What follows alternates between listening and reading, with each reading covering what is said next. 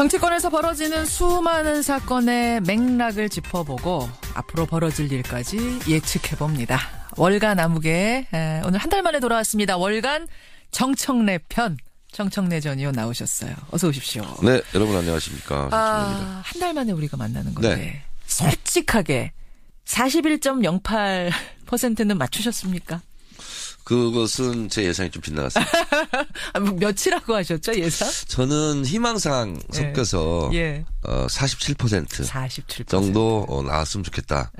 그런데 저희 마포 을은 47 나왔죠. 지역구는 네. 거기는 달성하셨는데. 서울 지역 1등. 1등. 네.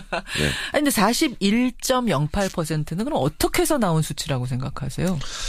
오자구도에서 나올 수 있는 최고의 수치가 아닐까 이렇게 생각을 하고요. 오자구도. 예. 아니, 근데 이제 일각에서는 41.08이면은 기존의 대통령들 득표율 비하면 낮은 거 아니냐. 이거 주도권 잡고 가기 어려운 거 아니냐. 좀 50 가까이는 갔었어야 되는 거 아니냐라는 얘기 나오기도 하는데. 그것은 후보 구도에 따라 다 달라지는 건데 오자구도에서는 최고치라고 보고 예를 들어서 야구로 치면 4할 때 타자 보기 드물지 않습니까? 근데 5할 때 타자가 아니면 뭐 야구를 잘 못하는 거냐. 그건 아니라고 볼 수 있죠. 엄청난 득표 차이지 않습니까? 압도적인 승리라고 볼 수 있죠. 2위와의 차이를 봐야 된다. 그리고 구도가 항상 양강구도였던 걸 생각하면 네. 이번에는 이명박 정동영 표차를 넘어섰지 않습니까? 그러네요. 557만 표. 그걸 보면 국민들이 무엇을 원했는지를 알 수가 있죠. 그래요. 41.08. 그러니까 이 정도면 압도적이라고 본다 이 말씀이시고. 네. 그럼 홍준표 안철수 후보의 실버 크로스. 사실 이건 막판 깜깜이 기간에 일어난 거라서 굉장히 국민들도 놀라고 캠프도 놀라고. 그것은 저는 뭐 예측을 했었고요. 이건 예상하셨어요? 그렇습니다. 예. 선거라는 것은 그 여당 야당 양 진영 간의 대결이라고 제가 계속 말씀드리지 않습니까? 그렇죠. 그러면 안철수 후보는 그게 이제 안철수의 딜레마, 안철수의 모순인데 예를 들어서 진보 쪽에 표를 구애를 하면 보수 쪽에서 떨어지고 그렇죠. 그렇지 않습니까? 그렇죠. 그래서 결국은 홍준표 후보로 보수 표가 몰릴 것이다 이렇게 봤죠. 홍준표 후보가 2등을 할 것이다. 저는 뭐 여러 군데서 말해왔어요. 그렇게 생각하셨어요. 네네. 자, 이분들의 이 당의 앞날은 어떻게 될 건가? 요거는 조금 이따가 우리가 다시 들어보기로 하고 일단 지금의 가장 큰 화제, 가장 큰 이슈 인사 얘기부터 좀 해보죠. 네. 인사. 정 전 의원도 어떻게 가시는 겁니까 어디? 저는 뭐 임명직에는 진출하지 않겠다. 그렇게 여러 번 공언해 왔고 제안이 올 리도 만무하고 와도 겸손하게 오더라도 난 안 받겠다. 예, 사양. 아니 근데 막 소위 찌라시라는 게 하루에 12번도 더 와요. 네네. 색다른 버전으로 막 들어오는데 거기에 정전 의원 이름도 막 올라가서 돌아다니던데. 아니 뭐 그런 건 되게 많아요. 많은데 그것은 뭐 의미 없어요. 의미 없어요. 네. 와도 난 안 받겠다. 네네. 저는 뭐 선출직에만 관심이 있어요. 이거 진짜로 구체적으로 이름 올리고 있는데 이렇게 말씀하시면 안 되는 거예요. 아닙니다. 알겠습니다. 그럼 아주 객관적인 입장으로 말씀을 해주실 수 있을 것 같은데 지금 어쨌든 당은 좀 술렁이겠어요. 우리 뭐 정청래 의원은 나는 임명직은 관심 없다 하셨지만 많은 분들이 관심 있잖아요. 핸드폰 켜놓고 밤에 배터리 충전이 잘 돼 있나 확인하고 자는 사람이 너무 많다. 그런 혹시라도 연락 올까봐. 우스갯소리가 많이 있습니다. 야 혹시라도 올까봐. 저는 아예 그냥 핸드폰을 꺼놓고 잡니다. 근데 저는 이제 어제 그런 생각을 했어요. 지금까지는 제가 종편에 출연하지 않고 보수 언론에는 정치 한 13년 동안 인터뷰도 안 하고 막 그랬었거든요. 근데 이제 책임 있는 여권 인사가 됐기 때문에 가리지 않고 정부 정책을 알려야 되겠고 또 이 성공한 대통령이 되어야 되지 않겠습니까? 그래서 제 나름대로 여론조사를 해봤어요. 이래저래 커뮤니티에 개인 여론조사 제 SNS 했더니 거의 뭐 95% 이상이 무조건 이제 나가서 정부 정책을 좀 알리는 일을 했으면 좋겠다. 그래서 저는 이제 무보직 대변인. 스스로 임명한 무보직 대변인 그래서 저는 그런 역할을 좀 할 생각입니다. 그럴 생각이세요. 인사 얘기를 하다가 이렇게 됐는데 가장 파격적인 인사는 뭡니까? 보시기에. 아무래도 조국 교수 민정수석 역시 임명. 당에서 아셨어요? 미리 예상들 하셨어요? 인사라는 부분이 관심은 많이 있지만 또 이게 미리 알려지면 또 이렇게 망치는 경우가 있거든요. 그래서 저는 뭐 궁금하긴 하지만 뭐 알아보거나 그러진 않습니다. 근데 아무래도 조국 교수가 가장 지금 파격적인 건 사실이죠. 그리고 이제 좀 각광을 받고 있는 것 같아요. 기대도 많고. 현장 경험이 전혀 없는 학자 출신이기 때문에 그래서 조금 뭐 뭔가 시행착오 있지 않겠느냐 걱정하는 분들도 분명히 있거든요.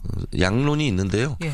검찰개혁, 사법개혁을 하려면 같은 식구면 필요하다는 메스를 댈 때도 있는데 그래서 눈에 밟히를 못하는 거 아니냐. 그래서 아예 관계가 없는 분이 하는 게 좋겠다 이런 게 있고 또 하나는 그래도 필드에서 경험이 있는 알아야 개혁하지 않겠는가. 네, 그 필드 경험이 있어야 되는 거 아니냐 이런 양론이 있는데 저는 뭐 두 개 다 가보지 않는 길이기 때문에 어떤 길이든 방향 잡고 잘 하는 것이 필요하다 이런 생각이 들어서 저도 어제 응원 트윗을 했는데 조국 교수한테 그러셨어요. 거기는 권력과 권력이 충돌하는 현장이기 때문에 기준을 세워야 된다. 그래서 원칙을 무기로 앞장 세워야 잘할 수 있다. 그렇게 제가 응원했죠. 그러셨군요. 지방선거 전까지 검찰개혁을 완수하겠다. 어제 이게 조국 민정수석의 첫 일성이었습니다. 네. 근데 타임스케줄상 그럴 수밖에 없는 것이 앞으로 지금 대선은 끝났지만 이 정치의 계절은 끝나지 않았거든요. 이제 앞으로 그렇죠. 개헌을 어떻게 할 것인가. 내년 지방선거 때 개헌하자고 모든 후보들이 다 얘기했기 때문에 개헌과 함께 맞물려서 여러 가지 개혁 작업이 그때까지는 완수돼야 되지 않을까 하는 생각이 듭니다. 그러면 내년 지방선거까지 큰 줄기가 하나는 검찰개혁이 되겠고 또 큰 줄기 하나는 개헌 논의가 있을 수가 있습니까? 이게 초기부터 진짜? 정말 될까요? 개헌이라는 큰 물줄기 안에 검찰개혁도 있고 모든 개혁이 거기에 맞춰지겠죠. 그러니까 개헌이 될까요? 항상 대통령들이 개헌 얘기하지만 자기 임기 시작되면은 그게 블랙홀 될까봐 말도 못 꺼내는 거잖아요. 저는 문재인 대통령으로서는 그렇게 공헌해 왔고 공약하지 않았습니까? 쉽고 어렵고의 문제가 아니라 그렇게 해야 된다고 저는 생각합니다. 해야 된다. 관전 포인트네요. 우리가 관심 있게 봐요. 그걸 하지 않으면 공약을 지키지 않는 것이 아닌가요? 정청래 의원이 보시기엔 할 거다. 문재인 대통령은 할 거다. 해야 한다. 네. 이 부분도 여러분 지켜보십시오. 이낙연 총리, 임종석 비서실장, 조국 민정수석 평가를 한번 해보죠. 이 일련의 인사는 어떻게 보세요? 저는 대체적으로 잘된 인사이고 특히 이제 김대중 대통령 때 보면 DJP 연합회의에서 김종필 총리 임명건이 한 6개월 정도 이렇게 임명되지 않았어요. 그렇죠. 그 야당들이 반대해서. 근데 이낙연 국무총리는 반대하기 어렵지 않겠습니까? 왜요? 일단 대선 전에 약속한 대로 비영남, 호남, 이낙연 지사 이렇게 내정을 했기 때문에 당장 국민의당 같은 경우 크게 반대할 이유를 찾기가 어렵지 않을까요? 게다가 국회의원을 오래 지냈기 때문에 이미 검증은 어느 정도 됐다고 봐야 되는 거고 선출직이었으니까. 근데 보면은 이낙연, 임종석 이런 분들 일부러 지금 친문 인사는 배제하고 가는 겁니까? 일부러? 배제라기보다는 문재인 대통령의 포용의 리더십 그런 차원이라고 보고 있고요. 선거 때도 보세요. 그 후보 연설할 때 보면 옆에 쭉 서 있는 분들이 대체적으로 다 비문 계열이었죠. 그러네요. 그렇습니다. 기동민 실장도 그렇고 얼굴도 지금 떠올려 보니까 친문은 아니에요. 대체적으로 문재인 후보에게 우호적이지 않았던 분들이 옆에 전면에. 쫙 포진하고. 박영선 의원도 그랬고. 그러네요. 그러고 보면. 김경수 의원 하나 정도가 측근 정도로. 그러니까 취급될 수 있을 것 같고. 저도 그 선거 기간 동안 옆에 가지 않았어요. 그래서 사진 찍은 게 하나도 없습니다. 그렇군요. 네네. 신문 역차별 아니야? 이런 얘기는 혹시 당내에서 안 나와요? 아직 그것이 불가 나올 정도로 그렇지는 않고 아직은 지금 이제 감격스럽고 잘해야 된다 이런 분위기지 어떤 것에 이렇게 날카롭게 비판하고 이런 분위기는 아닙니다. 이른바 삼철이라고 불리는 최측근 인사.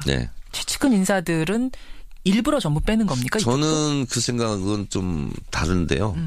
특히 이제 양정철 전 비서관 같은 경우 가장 옆에서 가장 고생한 사람인데. 자타공인 가장 최측근이죠. 네, 그렇습니다. 근데 그렇기 때문에 빼야 된다. 저는 그건 동의할 수 없고 오히려 더 적극적으로 역할해야 된다. 그쪽으로 보세요. 네, 저는 그렇게 생각합니다. 사실 이제 그분을 놓고 여러 가지 얘기들이 많더라고요. 뭐냐면 지금까지 믿고 의지했던 최측근을 차라리 전면에 세워서 공식 자리를 주고 계속 가는 것이 비선 논란 막을 수 있는 길이다. 이렇게 보는 분이 있는가 하면 만약에라도 이분을 정말 공식 라인으로 넣게 되면은 진짜로 문고리 3인방 얘기처럼 뭐 이렇게 될 수도 있으니까 또 빼야 된다는 분도 있고.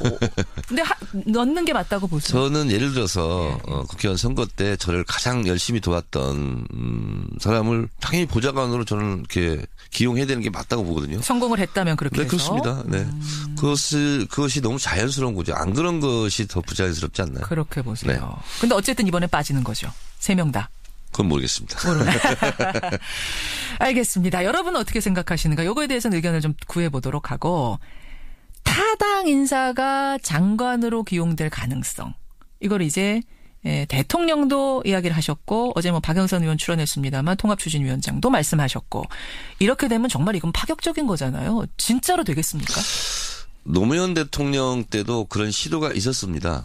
당시 열린우리당과 갈라니 그때 민주당이랑 또 있지 않았습니까? 예. 그때도 한두 분 정도 입각을 제안했는데 성사되지는 않았죠. 진짜 어려운 일이잖아요. 그게. 어려운 일입니다. 어려운 일이잖아요.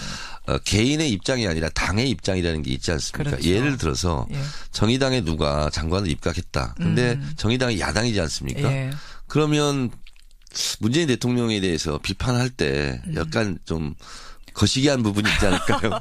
많이 거시기할 수 있어요. 네네, 사실은 현실적으로. 네, 그래서 쉽지만은 않습니다. 근데 저는 그런 모습이 실제로 나타났으면 좋겠어요. 실제로 됐으면 한 달에 한 번 오는 코너입니다. 월간 정청래 지금 함께하고 계시는데 지금까지는 좀 이렇게 신나는 당의 얘기를 신나는 당의 신나는 고민을 해봤다면 이제는 좀 우울한 당 얘기를 해야 될 것 같아요. 네. 패배한 당들.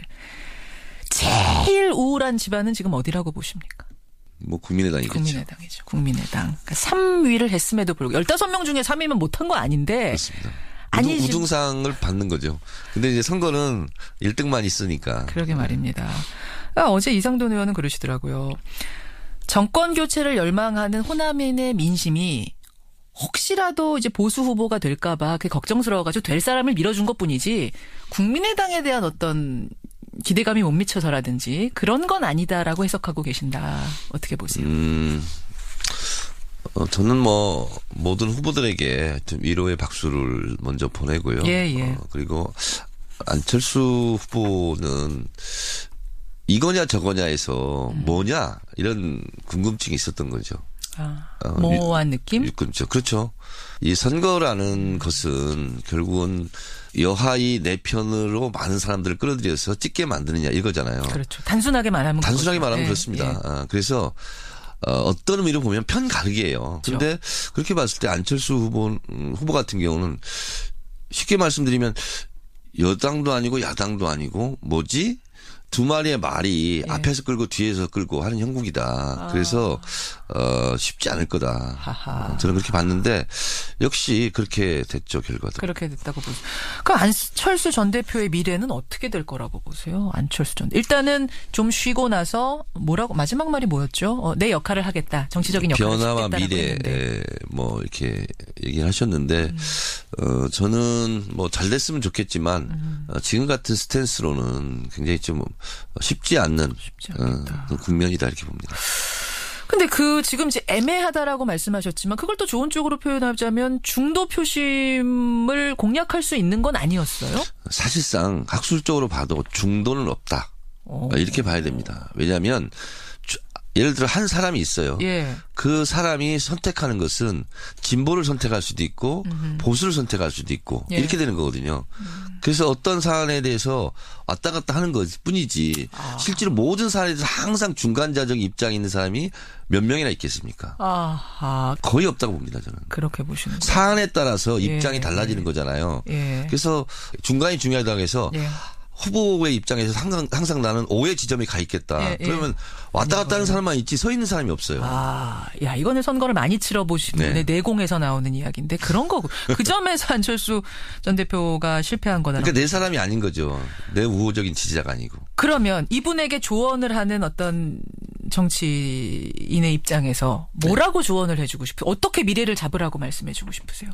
아니 그분이 저한테 조언을 하지 뭐 제가 조언할 입장은 아니지만 선거는 더 많이 치러보셨으니까. 저는 깃발이 선명하지 않으면 사람들이 모이지 않습니다. 그렇군요. 안철수 전 대표가 지금보다 훨씬 더 선명하고 훨씬 더 맷집을 키우고 배포 키워서 나오셔야 한다라는 조언을 그러니까 주시는 어떤 선거든 예. 선거전에 들어가면 외연 확장, 중도 뭐 이렇게 얘기하지 않습니까? 예, 예.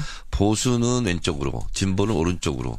그러나 자기 진영에서 지지를 확보하지 않으면 예. 외연 확장도 못하는 거죠. 그렇게 보시는군요. 국민의당은 어떻게 보세요? 국민의당 어떻게 될까? 이게 지금 민주당원 입장에서 하기 좀 어려운 말씀일 수도 있겠습니다만 좀 이런 객관적으로. 그 국민당에서 알아서 잘 하실 일이죠. 제가 뭐 왈가왈부할 일은 아니라고. 그러니까 상처가 될까 봐 지금 말을 좀 조심하시는 것 같아요. 오늘은. 예. 아 좋습니다. 자 그러면 자유한국당으로 가죠. 미국 가서 한 달쯤 쉬고 온다고 밝힌 홍준표 전 지사, 홍준표 후보. 이분은 어떤 구상을 하고 돌아올까요? 제가 그분이 아니기 때문에 잘 모르겠으나 어쨌든 자유한국당으로서는 저는 표를 너무 많이 받았다 이렇게 생각을 합니다. 왜냐하면 이렇게 되면 예. 본인도 얘기했지 않습니까? 복원하는데 성공했다 그러는데 성공했다. 발판 마련했다. 박근혜 국정농단에 대한 우리는 책임을 다했다. 이런 기류로 흘러가지 않을까 좀 걱정이 됩니다. 이분이 당권에 도전하진 않을 거다라는 게 어제 정우택 대표의 말이긴 했습니다만 네. 진짜로 이분이 당권 도전 안 하고 뒤로 물러서 있을까요? 박근혜 대통령 탄핵에 반대했던 예. 여론이 한 20% 정도는 항상 있지 않았습니까? 예, 예. 그분들이 실제로 홍준표 후보로 지지를 하신 집결을 한 것이고 그런 면에서 봤을 때 구심체 역할은 하신 거죠. 홍준표 후보께서. 그런 면에서 봤을 때 홍준표 후보가 국내에 있든 외국에 있든 예. 어쨌든 자유한국당의 뭐 중흥, 재건 뭐 예. 이런 것에서는 중심이 될 수밖에 없다. 중심이 될 수밖에 없다. 네. 20%, 24%를 얻은 후보라면 네, 네. 그러면 홍 후보가 집권으로 입당을 추진했던 그 12명의 바른정당 의원들 네. 추진을 해놓고 명부에 이름까지 올리고 이제 그만두게 된 건데 선거를. 네. 지금 당 지도부에서는 어떤 얘기가 나오냐면 명부에 올라갔지만 절차를 제대로 밟은 건 아니다. 재검토해야 된다. 이런 얘기 나오거든요. 이분들 어떻게 될까요? 뭐 12명. 지금 국면에서 그게 뭐 중심적 이슈는 저는 아니라고 보고요. 그건 자체 내에서 뭐 알아서 잘 해결하시겠죠. 이거 복당이 될까요? 아니면 또 친박 친이 한참 동안 싸울까요? 어떻게 보면 국제미아가 되는 지금 상황이죠. 그분들이. 선거 때는 다 뭐 부직갱이도 필요하니까 예. 이 사람 저 사람 다 끌어모을 상황이었지만 선거 끝난 마당에 홍준표 후보가 또 강력하게 이분들을 뭐 받아줘야 된다. 이렇게 얘기하기도 좀 어렵지 않을까요? 국제미아 뭐 쉬운 말로 낙동강 오리알이 될 수도 있다.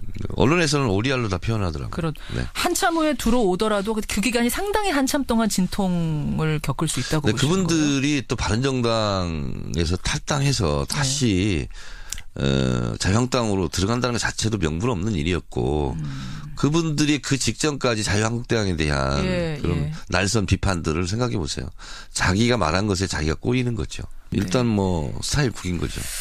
스타일을 12분의 고민도 크겠습니다. 네. 네, 이래저래 오늘은 참 선거 후에 첫 월간이어서 할 얘기가 참 많은데 네. 일단 요 정도 정청래 전 의원의 얘기를 듣는 것으로 하고 사실은 저는 대선 끝나고 나면은 이렇게 월간에서 할 얘기가 이제 좀 줄어들겠구나 했는데 계속 촉을 바쁘게 움직여 주셔야 될 것 같아요.